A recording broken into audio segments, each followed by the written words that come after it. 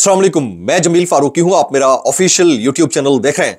आज दिसंबर की 26 तारीख है, जुमेरात का दिन है। जिस वक्त की वीडियो रिकॉर्ड हो रही है पाकिस्तानी वक्त के मुताबिक दोपहर के 4 बज चुके हैं। और मेरी अंडरस्टैंडिंग में, मेरी नजर में अब तक की 3 अहम तरीन डेवलपमेंट्स हैं जो मेरे सामने हैं। उनमें से सबसे पहली का ताल्लुक डोनाल्ड ट्रंप और उनकी इंतजामिया से है। ट्रंप एडमिनिस्ट्रेशन के ज़र इंतजाम एक इंतहाई अहम खुफिया इजलास हुआ जिसमें कुछ पाकिस्तानी ओवरसीज ने भी शिरकत की है। उस इजलास में कप्तान की रिहाई से मुतालिक बात हुई। कितनी मरतबा इमरान खान साहब का तज़किरा हुआ है, कितनी मरतबा बात हुई है और कौन से पॉइंटर जेर बहस आए हैं, वो इंतहाई अहम मामला है। वो डिटेल मैंने शेयर करनी है। पिछले व्लॉग में मैंने कमिटमेंट की थी तो वो इंफॉर्मेशन मैंने निकाल ली है। उसके बाद गो के मुज़ाकराती कमेटी के अमायदीन को आज इमरान खान साहब से मिलने नहीं दिया जा रहा था, फिर इजाज़त मिल गई। इस वक्त उनकी मुलाकात इमरान खान साहब से जारी है। जिस वक्त तक ये वीडियो आप देख रहे होंगे हो सकता है कुछ पॉइंट्स आ भी चुके हों, लेकिन अलीमा खान साहिबा से जो मुलाकात हुई उसमें इमरान खान साहब ने खुलकर एक बात कही है। उन्होंने कहा कि मैं हाउस अरेस्ट वाले ऑप्शन को नहीं अपनाऊंगा, ना मैं केपीके की किसी जेल के अंदर जाऊंगा, ना मुझे किसी किस्म का कोई एनआरओ चाहिए।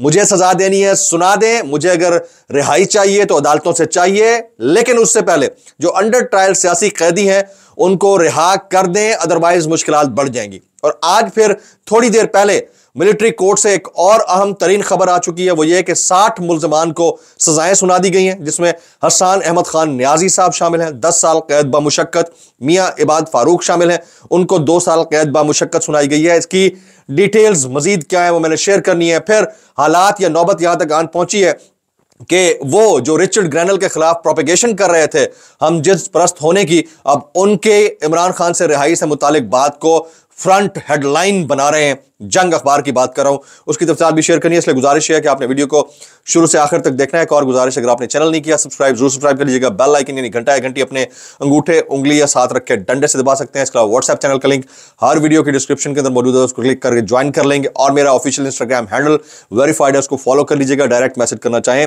तो कर सकते हैं।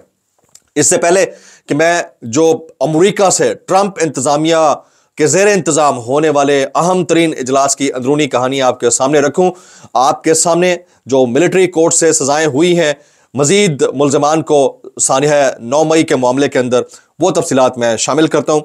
9 मई केस मजीद 60 मुल्जमान को सजाएं सुना दी गई हैं। जिना हाउस हमले में हसन अहमद खान न्याजी को 10 साल कैद बामुशक्कत की सजा सुनाई गई है।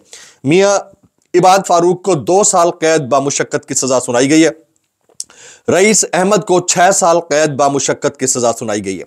अब ये सजाएं एन उस वक्त सुनाई जा रही हैं जिस वक्त ऑलरेडी गुज़िश्ता 25 मुल्जमान को सुनाई जाने वाली सजाओं के बाद अमेरिका रद्दअमल दे चुका है, बरतानिया रद्दअमल दे चुका है, यूरोपीय यूनियन रद्दअमल दे चुका है। आज फिर IMF से मुतालिक एक बड़ा रद्दअमल सामने आ चुका है, लेकिन एन इस मोमेंट के ऊपर मजीद सजाएं सुना दी गई हैं। इसके 2 मतलब हो सकते हैं। एक तो प्रेशर बिल्ड करना है इमरान खान साहब के ऊपर कि वो कम के ऊपर राजी हो जाएं, थोड़े के ऊपर राजी हो जाएं, यानी हाउस अरेस्ट हो जाएं, कुछ उनके जो सियासी कैदी हैं उनको रिलीफ मिल जाए, बाकी जो सेटअप है इसको चलने दिया जाए और इंटरनेशनल डायस्पोरा को ये बता दिया जाए कि खान साहब तो हमारे साथ जुड़ चुके हैं, आप खामखा खप डाल के बैठे हुए ना डालें। एक तो ये हो सकता है। दूसरा ये हो सकता है कि शायद ये रिजीम तय करके बैठा है कि हमने ये जो मामलात हैं इसके खमियाजा नस्लों को भुगतवाना है। अगर ये तय कर लिया गया, इस सरकार ने, जाली सरकार ने ये तय कर लिया है कि इन्होंने ये करना है, तो यकीन कीजिए कि हमारा हाल खुदा ना ख्वास्ता लबनान और शाम से भी खतरनाक होने जा रहा है। हम ये अंडरस्टैंड ही नहीं कर रहे कि हम कितना खौफनाक हद तक आगे जा चुके हैं। खासतौर के ऊपर इस सरकार के जो बयानात हैं, इनके जो जोमाओं के बयानात हैं, वो इंतहाई अफसोसनाक हैं। ये जो सजाएं हो रही हैं मिलिट्री कोर्ट से, ये किसी भी कॉन्स्टिट्यूशनल वे में अगर आप किसी सिविल कोर्ट के अंदर ले जाएंगे तो ये खत्म हो जाएगी। ये मसला नहीं है, इतना बड़ा मसला नहीं है। ये किसी भी पॉइंट ऑफ टाइम के ऊपर खत्म भी हो सकती है, इसमें रिलैक्सेशन भी मिल सकती है, क्योंकि सबको पता है कि केसेस किस नौयत के हैं। लेकिन ये जो सरकार कर रही है, जाली सरकार, वो इरिपेरेबल लॉस है। इसका खमियाजा नस्लों को भुगतना पड़ेगा। अभी थोड़ी देर पहले मुज़ाकराती कमेटी अंदर चली गई है इमरान खान साहब से मुलाकात करने, लेकिन आज उनको बड़ी देर तक इंतजार कराया गया। इससे पहले अलीमा खान साहिबा की मुलाकात हुई है तो इमरान खान साहब के कुछ पॉइंटर्स आए हैं, वो आपके सामने रखता हूं, जिसमें से एक ये भी है कि मुझे हाउस अरेस्ट नहीं होना, मुझे केपीके जेल शिफ्ट नहीं होना, मुझे नजरबंद नहीं होना, मुझे कोई रिलीफ नहीं चाहिए जब तक मेरे सियासी कैदियों को रिलीफ नहीं मिलता है। और अगर मुझे मिलना भी चाहिए रिलीफ, या अगर मुझे सजा मेरी खत्म भी होनी है तो अदालतों से होगी, किसी और के जरिए नहीं होगी। अब इसकी तफसीलात मैं शेयर करता हूं। इमरान खान साहब कहते हैं खुफिया इदारों का काम सरहदों का तहफ़्फ़ुज़ है। इमरान खान साहब के कोट अनकोट जुमले, खुफिया इदारों का काम सरहदों का तहफ़्फ़ुज़ है। वो पॉलिटिकल इंजीनियरिंग में लगे हुए हैं, तो सरहदों का तहफ़्फ़ुज़ कौन करेगा? इन इदारों को सरहदों पर मौजूद होना चाहिए। फिर वो अफगानिस्तान से मुतालिक बोलते हैं कि अफगानिस्तान में अमन से पाकिस्तान में बड़ी देर के बाद अमन आया था। अगर बॉर्डर पर इंतशार होगा तो पाकिस्तान का अमन खराब होगा। जो अफगानिस्तान में हुआ उसका अफसोस है। अभी हाल ही में मेरे ख्याल में एक स्ट्राइक हुई थी जिसके नतीजे में टारगेट किया गया और कई लोग मारे गए वहां पर। सारे कैदियों को रिहा कर दें, मुझे अगर जेल में रखना है तो रख लें, मैं हाउस अरेस्ट की तरफ नहीं जाऊंगा, ये इमरान खान ने अलल ऐलान कह दिया। कुछ दिन पहले अपने एक व्लॉग में मैंने कहा था कि इमरान खान साहब जेल से बाहर निकलना नहीं चाहते। वो कहते हैं अब मैं जेल में ठीक हूं, मैंने नहीं निकलना जब तक कि मुझे पूरा इंसाफ नहीं मिलता। वो पार्शियल इंसाफ के हक में नहीं है। और अब ये गले का फंदा बन चुका है इस सरकार के कि इमरान खान को निकालें तो कैसे निकालें। वो कोई बात मान ही नहीं रहा, क्योंकि ये तो एनआरओ लेने देने के आदि है, वो एनआरओ नहीं ले रहा। अब उसके ऊपर इंटरनेशनल प्रेशर भी बढ़ता जा रहा है और ये भी प्रेशर बढ़ा रहे हैं, तो ये अब दीवार से लग चुके हैं दोनों। और इस सिचुएशन में नुकसान जो है वो पब्लिक का है, अवाम का है। रियासतें कभी भी एक हुकूमत के लिए फैसला नहीं किया करती, और अगर सिर्फ इस हुकूमत के लिए ये किया जा रहा है, अकल के ऊपर मातम करने वाली बात है और तो कोई बात नहीं है। अभी मैं आगे चलता हूं जनाब। वो मौलाना फजल रहमान साहब जो हाल ही में वावेला मचा रहे थे मदारस के ऊपर, उन्होंने डील कर ली है, सेटिंग कर ली है मुबैना तौर के ऊपर।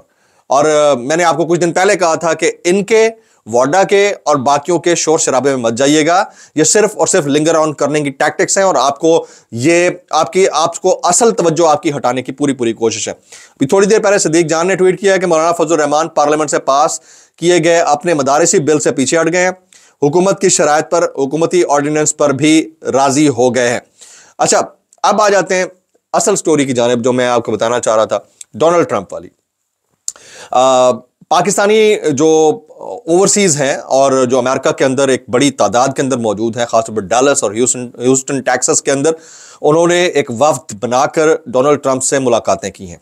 और जो खास इजलास हुआ जिसमें डोनाल्ड ट्रंप की एडमिनिस्ट्रेशन भी मौजूद थी, जिसका कोई प्रेस रिलीज जारी नहीं हुआ, उसमें ट्रंप ने 3 मरतबा पूछा कि जितना प्रेशर रिचर्ड ग्रैनल डेवलप कर रहे हैं या बाकी लोग डेवलप कर रहे हैं, इसका रिस्पांस क्या आया और खान को रिहा किया या नहीं किया। 3 दफा उन्होंने पूछा है और उन्होंने आगे इंस्ट्रक्शंस भी दे दी हैं, और वो इंस्ट्रक्शंस इतनी हौलनाक और खौफनाक हैं कि आपकी सोच है। मैं फिर कह रहा हूं कि आने वाले दिनों में अगर पाकिस्तान की इस सरकार ने, फॉर्म 47 वाली सरकार ने अपनी डायरेक्शन दुरुस्त ना की और मामलात को संजीदगी से ना लिया, तो सैंक्शंस का एक पहाड़ टूट सकता है पाकिस्तान के ऊपर। उसमें IMF भी शामिल है, FATF भी शामिल है, बाकी फाइनेंशियल इंस्टीट्यूशन भी शामिल हैं, और फिर वीजा पॉलिसीज भी शामिल हैं। तो ये इनको समझ नहीं आ रही अभी तक, ये अभी उस दौर में गुजर रहे हैं। ये समझते ईरान सरवाइव कर गया, उसके मामलात कुछ और थे, आप नहीं कर सकते। अभी भी आप कॉन्स्पिरेसी थ्योरीज के अंदर तमाम मामलात को कर रहे हैं। तो ये एक बड़ा, क्योंकि इनकमिंग सेटअप है डोनाल्ड ट्रंप का, उसमें ग्रैनल और बाकी लोग उसका हिस्सा है, रिचर्ड ग्रैनल, खान नियाजी साहब, ये सारे उसका हिस्सा है। तो उसमें पाकिस्तान की तरफ से जो ओवरसीज कम्युनिटी गई, उसमें एक आतिफ खान साहब नामी शख्सियत भी शामिल थे। उन्होंने भी बात की डोनाल्ड ट्रंप से और उन्होंने 3 मरतबा तस्करा किया, इमरान खान रिलीज हुआ या नहीं, इमरान खान रिलीज हुआ या नहीं, केसेस खत्म हुए या नहीं, सरकार इस वक्त क्या कह रही है पाकिस्तान की। ये जुमले हैं कोट एंड कोट। तो आने वाले चंद दिन में हो सकता है कि ट्रंप डायरेक्ट एडवाइजरी दें, कोई ट्वीट के जरिए या अपने फॉरेन ऑफिस के जरिए, ये आपको देखने को मिलेगा। ये मेरी बात, ये मेरा क्लिप आप याद रखिएगा, जिस तरह का थ्रेशोल्ड वहां पर बन चुका है। और पाकिस्तान के अंदर करोड़ों डॉलर खर्च करके पाकिस्तान के अंदर पाकिस्तान अमेरिका रिलेशंस के ऊपर इतनी बेहतरीन लॉबिंग नहीं हो सकी जितना एक शख्स के ट्वीट ने हिलाकर रख दिया, पाकिस्तानियों के दिल अमेरिका के साथ जोड़ दिए। हालांकि यह काम पाकिस्तान की सरकार को करना चाहिए, हमारी रियासत को करना चाहिए, कि आप वैसे भी तो इंटर कंट्री रिलेशनशिप्स के ऊपर बिलीव करते हैं तमाम ममालिक के साथ।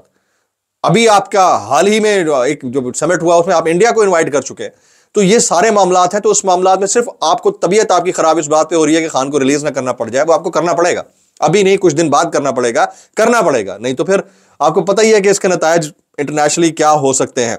फैसल चौधरी साहब थोड़ी देर पहले गुफ्तगू कर रहे थे, उन्होंने कह दिया है कि इमरान खान साहब की मुलाकात करा दी गई। ख्वाजा साद रफीक साहब का एक स्टेटमेंट मैं आपके सामने रखता हूं। वो कहते हैं जब एस्टैब्लिशमेंट के साथ मिलकर इमरान खान ने नवाज शरीफ की हुकूमत को गिराया तो रिचर्ड ग्रैनल क्या आप सो रहे थे? नहीं, रिचर्ड ग्रैनल नहीं सो रहा था, आप सो रहे थे, आपने बताना था इंटरनेशनल कम्युनिटी को। यहां तमाम क्रेडिट ओवरसीज पाकिस्तानी और पाकिस्तानियों का है, जिन्होंने बताया है, उन्हें इल्हाम नहीं होना था, आपने बताना था। इमरान खान इसीलिए कहते हैं एक तो पढ़े लिखे नहीं, ऊपर से कोशिश नहीं करते। तो यहां फर्क आता है, कैसे कर लेते हो यार। आगे चलते हैं। ये तर्जमान दफ्तर खारजा कहती है कि किसी एक शख्स के बयानात पर मैं कोई राय नहीं दे सकती। रिचर्ड ग्रैनल की ट्वीट्स और उसके बयानात पर तर्जमान दफ्तर खारजा का रद्द-ए-अमल।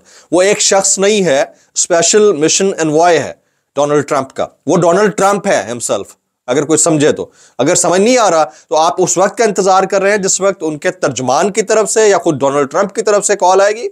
वो भी दिन दूर नहीं है, वो भी देख लेंगे। लेकिन बहरहाल इससे नजरें आप चुरा नहीं सकते। आप ये अलमारूफ रावी जिनका खड़ा नहीं होता, मेरा मतलब है पानी खड़ा नहीं होता, तो वो साहब फरमा रहे हैं हुकूमत अब अमेरिका को कहेगी एब्सोल्युटली नॉट। ठीक है, हुकूमत अब अमेरिका को कहेगी एब्सोल्युटली नॉट। इसको जरा दुरुस्त कर लीजिएगा। ठीक है, हुकूमत नहीं कहेगी, अमेरिका अब हुकूमत को कहेगा एब्सोल्युटली नॉट। लिख लीजिएगा मेरी बात। ये आने वाले चंद दिन में इनकी हालत आप टाइट होते हुए देखेंगे। अच्छा, एक और भी इन्होंने कहा कि क्या था, इंतशारियों के रोने चीखने पिटने का वक्त हुआ चाहता है, उसको भी करेक्ट कर लें। वो इंतशारियों की बात नहीं कर रहे, वो कह रहे पटवारियों के रोने चीखने पीटने का वक्त हुआ जाता है। थोड़ी करेक्शन जरूरी है ना, हम एडिटिंग का काम है ना हमारा, तो इसमें हमें पता है कि हमें क्या कहना होता है। तो कुछ और मैं बयानात शामिल करता हूं। लाइक जावेद चौधरी साहब कहते हैं कुछ लोगों का दावा है कि इमरान रियाज बलूचिस्तान से कश्ती के जरिए मस्कत पहुंच चुके हैं। ये कश्तियां मछलियां लेकर मस्कत जाती हैं और कुछ लोग यहां से लोग भी स्मगल करते हैं। जावेद चौधरी साहब ने दावा किया बाई एनी मीन्स, किसी भी तरह से अगर इमरान रियाज खान गए हैं या उनकी जिंदगी या उनका मामला है, कोई इसके ऊपर कॉमेंट करे तो क्या कमेंट करे, यकीनन उनके लिए बहुत मुश्किल हो गई होगी। जंग अखबार का फ्रंट पेज में देख रहा था, उसकी जो टॉप स्टोरी है इस वक्त शाह सुर्खी, इमरान खान को रिहा किया जाए, खुसूसी एलची ट्रंप का बयान। ये कुछ दिन पहले इनके जाती मामलात के ऊपर, जिन्स के ऊपर बात कर रहे थे। आज ये इमरान खान साहब से मुतालिक उनके ट्वीट को या उनके बयानात को हेडलाइन बना रहे हैं। यही एयरवाई कर रहा है, बाकी चैनल्स कर रहे हैं। तो रुख बदल रहा है भाई। आप देखिएगा ये जितने ये एब्सोल्युटली नॉट कर रहे हैं, करेंगे।